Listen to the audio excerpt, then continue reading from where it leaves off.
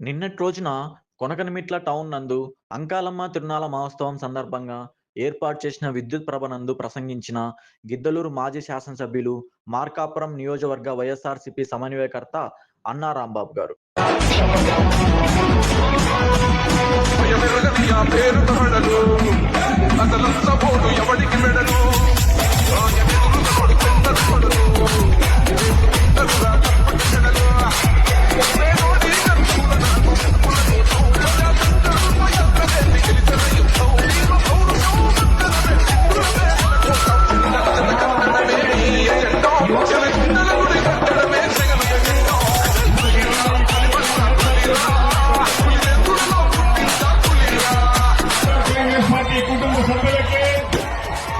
ఈ కార్యక్రమానికి విచ్చేసిన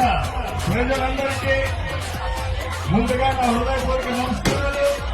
అలాగే తిరునాళ మహోత్సవ శుభాకాంక్షలు కూడా తెలియపరుస్తా ఉన్నా. ఆ తల్లి ఆశీస్సులతో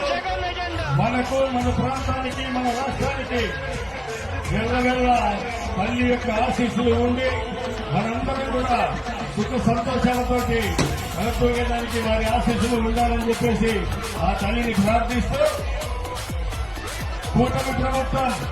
సంవత్సరానికి ముందు ఎన్నో హామీలిచ్చి గెలిచి ప్రభుత్వం ఏర్పాటు చేసి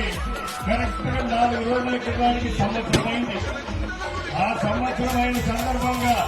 వారిచ్చిన 143 హామీల్లో ఒక్క పెన్షన్ తప్ప ఏ హామీని కూడా నెరవేర్చినందుకు నిరసనగా వైఎస్ఆర్ కాంగ్రెస్ పార్టీ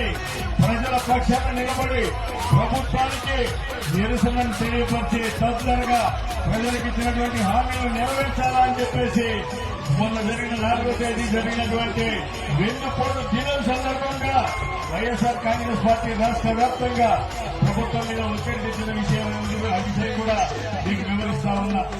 సంవత్సరం